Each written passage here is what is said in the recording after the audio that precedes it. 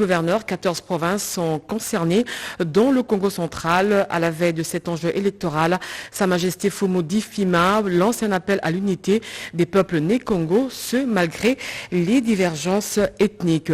Ouvert le lundi, les travaux de la commission paritaire gouvernement banc syndical de l'enseignement primaire, secondaire et technique se sont clôturés aujourd'hui.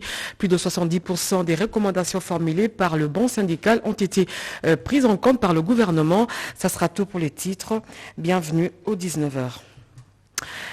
On revient à l'Assemblée nationale où une question orale avec débat a été adressée au ministre en charge des postes, téléphonie et nouvelles technologies de l'information et de la communication sur le registre des appareils mobiles dont la population dénonce les effets depuis quelques jours. Selon Augustin Kibassa, le RAM n'est pas une taxe mais une rémunération des services et prestations fournies par l'autorité de régulation de postes et télécommunications. Elle permet aussi l'accompagnement à la gratuité de l'enseignement en interconnectant les entités éducatives à travers une plateforme numérique qui favorise les cours à distance. Des arguments qui n'ont pas convaincu les élus du peuple. Une commission mixte va être mise sur pied pour enquêter sur le RAM. Kibassa Maliba a donc 48 heures pour convaincre les élus du peuple.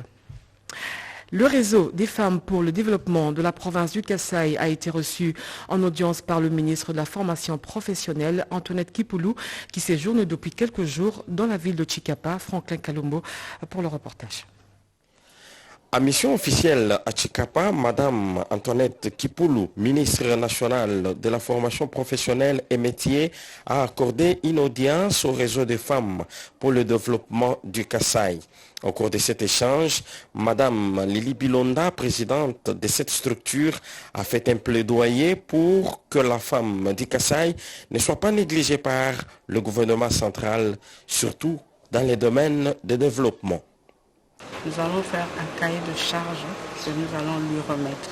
Et ce cahier de charges sera sûrement validé par son service. Et ça, c'est déjà une bonne chose pour nous. Nous sommes vraiment très contentes de voir qu'il y a quand même une femme qui est là pour nous accompagner, pour que la femme de Chikapa puisse émerger. De son côté, Madame Antoinette Kipoulou s'est dit satisfaite de cet échange et promet un soutien et surtout faire entendre la voix de la femme kassaïenne à de plus hautes instances. J'ai apprécié l'initiative du réseau des femmes pour le développement du Kasaï. Ils ont de bonnes initiatives et je félicite la présidente pour leur encadrement. Nous avons échangé longuement, ils m'ont même donné d'autres idées que je n'avais même pas, que je dois ajouter dans mon cahier de charges par rapport aux filières de l'école d'excellence que nous allons construire ici. En mission de service dans la province du Haut-Katanga, la ministre déléguée en charge des personnes vivant avec handicap a fait un plaidoyer aux États généraux de l'enseignement supérieur pour la prise en compte de l'éducation inclusive des personnes vivant avec handicap à l'université. Pour ce faire, Irène Sambo a eu des entretiens avec la délégation du comité de la Ligue provinciale, les innovations et avantages de la loi organique en seconde lecture au Sénat, des sujets qui étaient aussi au centre des échanges entre les deux parties. Mami Kadima. Après son plaidoyer aux États généraux de l'enseignement supérieur et universitaire portant sur la prise en compte de l'éducation inclusive au sein des universités des personnes vivant avec handicap, la ministre déléguée en charge des personnes vivant avec handicap a mis à profit son séjour à Lubumbashi pour sensibiliser les innovations et les avantages de la loi organique en seconde lecture au Sénat. Irène Sambo a à cette occasion persuadé les membres du comité de la Ligue des personnes vivant avec handicap du Haut-Katanga de l'importance de l'installation des noyaux des points focaux à travers la République. Pour elle, ces structures serviront de cadre de concertation pour cette frange des populations vivant avec handicap. La Ligue a à cette occasion soumis à la ministre les problèmes liés au manque de cohésion au sein de cette corporation. C'est la loi qui va régir tous les secteurs des personnes avec handicap sur l'ensemble du territoire national. L'objectif est de donner aux handicapés un cadre fédérateur qui va être l'interface avec le gouvernement. Les handicapés biophysiques cadres universitaires en synergie ont salué l'intervention du ministre aux États généraux en leur faveur. Il y a eu une révision particulière quant à la personne vivant avec handicap et le cursus étudiantin. Au terme de leurs entretiens, les hôtes du ministre se sont dit rassurés du combat d'Irène Essambo pour la réinsertion socio-professionnelle des handicapés. Je l'ai dit au sommaire, initié par le ministre de l'Enseignement primaire, secondaire et technique, les travaux de la commission paritaire gouvernement-banque syndicale se sont clôturés aujourd'hui mercredi ici à Kinshasa. Les participants à ces assises ont salué cette initiative. Pichou Désiré Kapenga, directeur provincial de l'EPST, rappelle la prise en compte à plus de 70% des recommandations formulées par les participants venus des 26 provinces éducationnelles. On l'écoute au micro de Yvette Makuntima. Je suis impressionné et je salue souvent les actions de son Excellence, Monsieur le Ministre, voire même l'initiative actuelle, parce qu'il se montre d'un bon manager, il se montre d'un bon leader, et chaque fois il réunit toujours autour de lui ses collaborateurs pour essayer d'évaluer ce qui est fait, ce qui reste à faire et comment on doit les faire. Et c'est dans ce sens-là parce que dès son entrée en fonction, il avait réuni autour de lui une commission paritaire pour discuter sur les questions importantes de l'enseignement. C'est pourquoi un cahier de charges lui a été déposé dans lequel s'est trouvé 10 points essentiels. Et alors, il a voulu que cette séance ou cette rencontre de la commission paritaire puisse avoir lieu avant la rentrée scolaire édition 2021-2022. Et dans cette rencontre, il était question qu'on puisse évaluer sur les 10 points qui ont été déposés dans les cahiers de charges, combien ont été réalisés totalement, combien ont été réalisés partiellement et combien reste à réaliser et comment arriver à réaliser ce qui reste, parce qu'il s'agit de partager les avis et considérations, il s'agit de partager les idées, étant donné que les responsabilités sont partagées pour arriver à débooster le développement dans les sous-secteurs de l'éducation. Bravo à la population quinoise qui a respecté les gestes barrières. Aujourd'hui, les indicateurs sont au beau fixe, mais l'observance des gestes barrières reste de stricte application. Petite phrase du virologue, le docteur Jean-Jacques Mouyembe, au cours d'un point de presse qu'il a tenu aujourd'hui.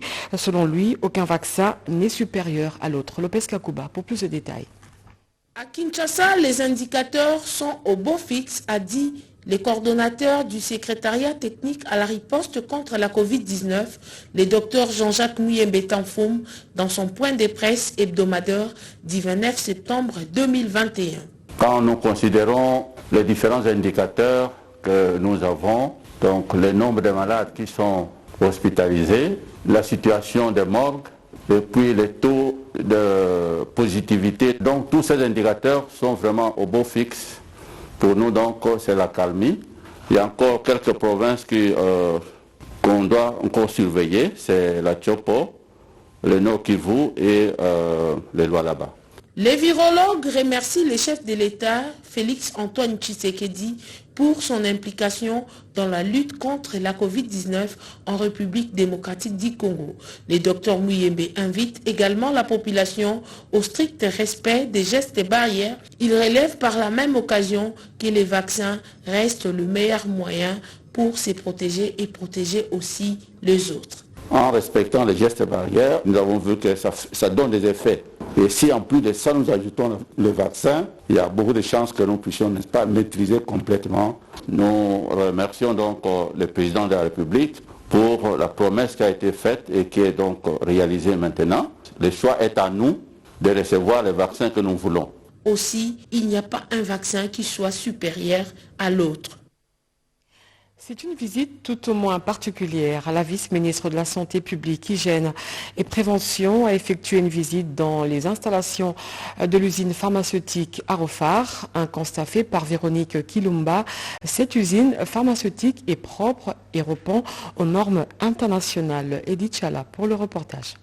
Accompagnée de quelques membres de son cabinet, la vice-ministre de la Santé publique, Hygiène et Prévention, Véronique Kilumba Nkoulou, a eu droit à une visite guidée à l'usine pharmaceutique Arofar. À la fin de cette visite, Véronique Kilumba s'est dite impressionnée par les équipements de production de la société. Le pharmacien principal de la société Arofar, André Luzolo, a expliqué le sens de la visite de l'autorité sanitaire dans leurs installations. Il était de notre devoir de pouvoir visiter les installations de Arofar. Nous sommes vraiment impressionnés par les équipements qui sont installés ici. Nous faisons vraiment confiance parce qu'ils respectent les normes et nos services passent pour l'inspection régulière et vraiment le travail est bien fait de ces côtés et nous encourageons cela. Et ça nous garantit aussi la qualité des médicaments qui est mise en circulation pour que les peuples congolais puissent consommer. Le gouvernement de la République démocratique du Congo devra, pour encourager cette firme, être premier consommateur de produits fabriqués localement. Il y a des commandes qui se font au niveau du gouvernement et malheureusement, ce sont les produits importés qui prennent la part du lion. Une bonne nouvelle pour les malades porteurs des fentes labiales ou bec de lièvre. Ils vont être opérés gratuitement grâce à une action menée par l'Association des épouses des militaires et policiers. Sa présidente Georgette Ondekane appelle toutes les personnes de bonne volonté à soutenir cette action pour redonner le sourire à plusieurs familles. Reportage Lisette Mouchinga. Des épouses des militaires et policiers AMP en sigle, en collaboration avec la Fondation El Rafa, organise une campagne humanitaire des opérations gratuites de malades issus de familles de militaires et policiers souffrant de pathologies chirurgicales ci-après. Bec de lièvre, malformation faciale, hydrocéphalie, masse cervicale, kyste du cordon, hernie ombilicale, appendicite, hernie, pied beau, malformation anorectale, testicules non défendus, goitre, etc. Mais aussi la détection des cas de cancer. L'enregistrement des malades se fera du 1er au 12 octobre 2021 de 8h à 16h à l'adresse suivante. Croisement des avenues Gambela et Enseignement, numéro 128, dans la commune de Kassavubu. Référence, salle polyvalente, Cité des Anges, en face du stade de Martyrs.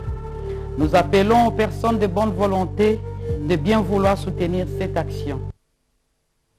Et puis la 6e édition du marathon Deiba a eu lieu ici à Kinshasa. Selon les organisateurs, cette initiative vise à soutenir les actions caritatives locales menées par le groupe Bolloré, logistique et transport. Et comme à l'accoutumée, une marche a été organisée à travers le monde sur une distance de 5 km. Séverine Katanda.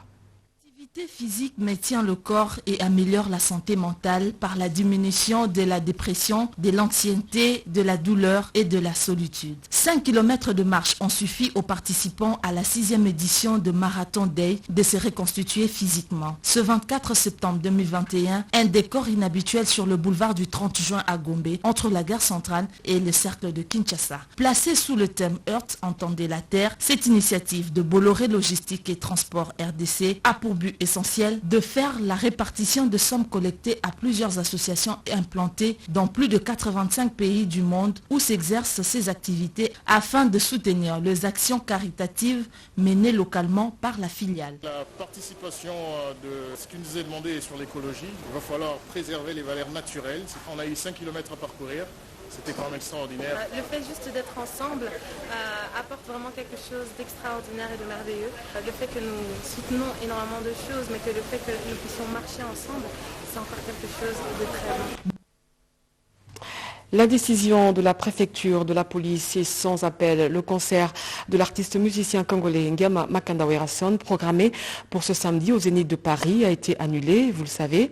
Au cours d'un point de presse, le secrétaire général de l'orchestre Wenge Musica Maison Mère tire la sonnette d'alarme et fait savoir aux autorités compétentes de tirer toutes les conséquences diplomatiques sur ce manque de collaboration culturelle des autorités françaises. Jacques Kabwabwa.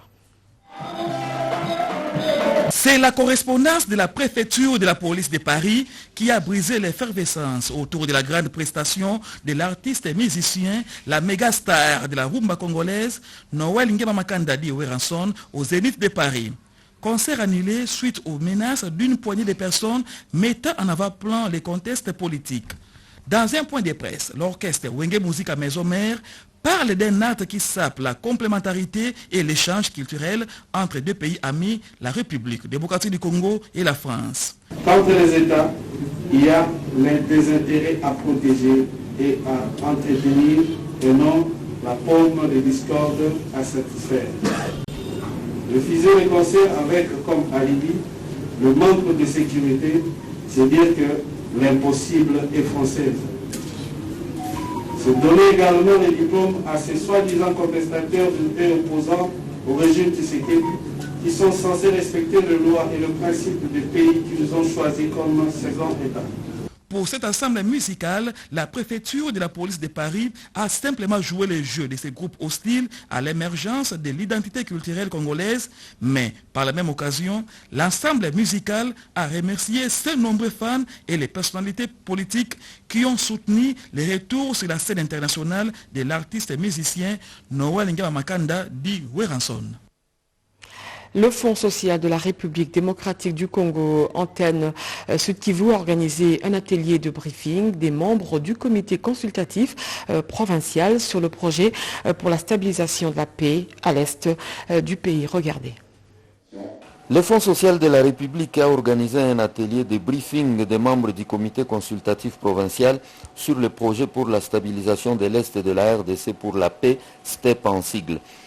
L'atelier s'est déroulé dans la grande salle de l'hôtel Panorama à Bukavu le lundi 27 septembre. Un atelier qui a regroupé plusieurs experts et cadres de base, chacun dans son domaine respectif, et certains membres du gouvernement provincial du Sud Kivu. Pour le coordonnateur général du Fonds social de la République, M. Rifin Bo Elongo, ce projet financé par la Banque mondiale à hauteur de 445 millions de dollars américains sera mis en œuvre par le Fonds social de la République dans le cadre d'un accord subsidiaire signé avec le ministère des Finances qui est l'autorité de tutelle du projet. Nous sommes en train d'installer le comité consultatif provincial à travers ce briefing que nous faisons pour vulgariser les activités du projet pour la stabilisation de l'Est dans sa phase 2. Les piliers n'ont pas changé, sauf qu'il y a eu quelques modifications par rapport à la phase 1. Au-delà des travaux à haute intensité en main-d'œuvre, on a ajouté la sous-composante de transfert monétaire non conditionnel pour accroître la profitabilité de ressources que nous allons mettre entre les mains de 300 000 bénéficiaires directs. L'entrepreneuriat agricole, une des solutions pour réduire le taux de chômage des jeunes. Après la première session, Mike Kitenge, président de la Dynamique Kitenge Yesu, initiateur de cette formation, vient de clôturer la deuxième session de formation sur l'entrepreneuriat agricole dans la ville de Goma. Rodé Panda. C'est la deuxième session de formation sur l'entrepreneuriat agrobusiness avec les jeunes de la ville de Goma au Nord Kivu, organisée par Mike Kitenge, président de la Dynamique Kitenge Yesu. Selon Mike Kitenge, les jeunes de Goma victimes de la dévastation volcanique ont besoin de l'encadrement et l'accompagnement des autorités du pays pour promouvoir leurs activités agricoles. Les projets sur l'entrepreneuriat agricole bénéficieront du financement du gouvernement de la République, a souligné Mike Kitenge, en promettant de mettre personnellement sa main dans la pâte. Les Gomatraciens ont fait une demande, je vais y répondre, mais je vais y répondre aussi avec les institutions. Et nous allons financer partiellement. Le but de la dynamique, c'est de remettre la jeunesse congolaise très vite au travail. Parce que la jeunesse congolaise représente 64% de la population. Juste après la clôture de cette session de formation, Mike Kitenge est descendu à l'hôpital provincial du Nord Kivu. Objectif, payer les frais des malades les plus démunis. Et les bénéficiaires sont très satisfaits. Du Nord Kivu, nous remercions vivement le parti dynamique qui vient au secours de nos malades et qui n'ont pas eu les moyens de payer leurs factures d'hospitalisation. Vraiment, nous sommes très reconnaissants. Nishamaliza umu 7 mois. Mungu akanisaidia nikapona, mtoto tu akaendaka. Mimi nasema Mungu awabariki na bazidishie, amen. Ce geste de cœur est enregistré dans les livres de bonnes œuvres. Je l'ai dit, le Congo central reste un et indivisible. Les Né-Congos sont appelés donc à rester dans l'unité, ce malgré quelques divergences ethniques. L'appel est lancé par Sa Majesté Fumu Difima à la veille des enjeux électoraux à la tête de cette province. Des propos recueillis par nos confrères de la RTNC du Congo central. République démocratique du Congo, province du Congo central. Message officiel des autorités coutumières du Congo central. Appel à l'apaisement au Congo central. À l'intention des acteurs politiques, de la notabilité, des jeunes leaders, ainsi que de la population générale du Congo central. Consécutivement aux différentes déclarations des uns et des autres, ça et là, des élites en particulier tendant comme à l'accoutumée à la déstabilisation des institutions provinciales du Congo central et à la division fratricide des communautés locales. Considérant les efforts consentis pour une stabilité des institutions, grâce aux consultations initiées du leadership de son Excellence Monsieur le Président de la République, Tshisekedi Tshilombo Félix Antoine. Considérant que la volonté politique du vice-premier ministre de l'Intérieur dans la mise en œuvre effective de la décentralisation mérite d'être soutenue et capitalisée. Considérant la volonté exprimée par son Excellence Monsieur le Gouverneur intérimaire, Luemba Makoso Justin, et par l'Assemblée provinciale, de rassembler toutes les forces vives pour la continuité du dialogue au Congo central. Nous, les autorités coutumières et traditionnelles du Congo central, conformément à la Constitution et à la loi 15/015 du 25 août 2015, invitons ce jour les acteurs politiques à faire preuve d'élégance, de la sportivité et du dépassement de soi. Les jeunes leaders à être des catalyseurs positifs pour les intérêts de la province. Les élites Congo à faire preuve de Kimuntu, conformément à nos us et coutumes de Mika Nyamboa. Le chef coutumier, tous ensemble, à travailler pour la cohésion de nos populations respectives et le développement de nos entités respectives. Cérémonie de prise d'armes. Plusieurs officiers des forces armées de la République et de la police nationale ont été promus en grade supérieur. C'est le commissaire provincial de la PNC Mongala, le colonel José Efampia, qui a présidé cette cérémonie en présence du gouverneur intérimaire de la Mongala. Suivez. Du bâtiment administratif du gouvernorat de la Mongala a abrité le week-end dernier une cérémonie de grande envergure dans la province de la Mongala. La dite cérémonie entre dans le cadre de la prise d'armes des officiers des forces armées de la République démocratique du Congo et de la police nationale congolaise promis au grade supérieur. Sous l'égide du commissaire provincial de la PNC et commandant en place faisant intérim, le colonel Foul José Efapia, cet événement riche en couleurs a commencé par l'exécution du char patriotique. Après, se sont suivis les honneurs et le passage en revue des troupes par le numéro 1 de la PNC Mongala. L'activité a connu la présence du vice-gouverneur et gouverneur AI de la Mongala, Serge Mongolo Mandoubola, les membres du gouvernement provincial, les autorités politico-administratives, étatiques et para-étatiques, autorités militaires, policières et judiciaires, ainsi que les populations venues de tous les coins de la Mongala. Ils étaient au total 62, dont 20 officiers FARDC et 42 de la PNC, promis au grade supérieur dans la province de la Mongala, conformément aux ordonnances du commandant suprême des forces armées de la République démocratique du Congo et des PNC, Félix Antoine Tshisekedi Tshilombo. Ces différentes ordonnances ont été lues par le colonel José Efapia en présence du chef de l'exécutif provincial et de toutes les unités des FARDC et des PNC. En sa qualité du représentant personnel du commandant suprême des forces armées de la République démocratique du Congo à la Mongala, Serge Mongolo Mandoubola s'est sincèrement félicité de l'organisation de cette activité première à la Mongala. Il en a ensuite salué la déférence du chef de l'État, Félix Antoine Tshisekedi Tshilombo, qui a un regard particulier aux forces armées de la République démocratique du Congo et de la PNC, avant d'inviter ce dernier au respect des instructions et consignes dans l'exercice de leur profession. Pour boucler la boucle, toutes les unités, associations des épouses militaires et policiers ont défilé devant les autorités provinciales et la population en vue de témoigner leur joie et esprit de communion avec des nouveaux et repromis. Et toutes nos félicitations. Au ministère des Mines, il y a eu installation du nouveau secrétaire général. Le sortant a passé la main au nouveau secrétaire général entrant qui invite ses administrés à plus d'abnégation dans l'exercice de leur travail. David Moubenga. 3 mois après sa nomination par la ministre des Mines, Antoinette Samba, en qualité de secrétaire général ad intérim, Théophile Mboma a pris officiellement ses fonctions ce mardi 28 septembre 2021. C'est ce jour qu'il a pu accéder à son bureau où il a procédé à la remise et reprise avec son prédécesseur Joseph Ikoli. À la question de savoir pourquoi fallait-il attendre 3 mois pour céder le bâton de commandement à son successeur, Joseph Ikoli explique qu'après avoir été notifié de sa suspension préventive, il était soumis à une procédure administrative tant au ministère des Mines qu'à celui de la fonction publique, procédure qui a connu son dénouement le 23 septembre 2021. Ainsi donc, ayant désormais la possession de tous les documents administratifs, Théophile Mboma va s'atteler à la lourde tâche, celle de faire jouer au secrétariat général son rôle de la cheville ouvrière de l'administration centrale.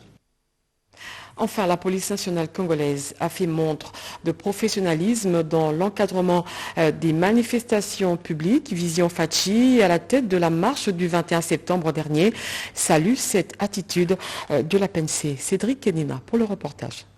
Tout s'est passé dans l'ordre et le respect des institutions légalement établies.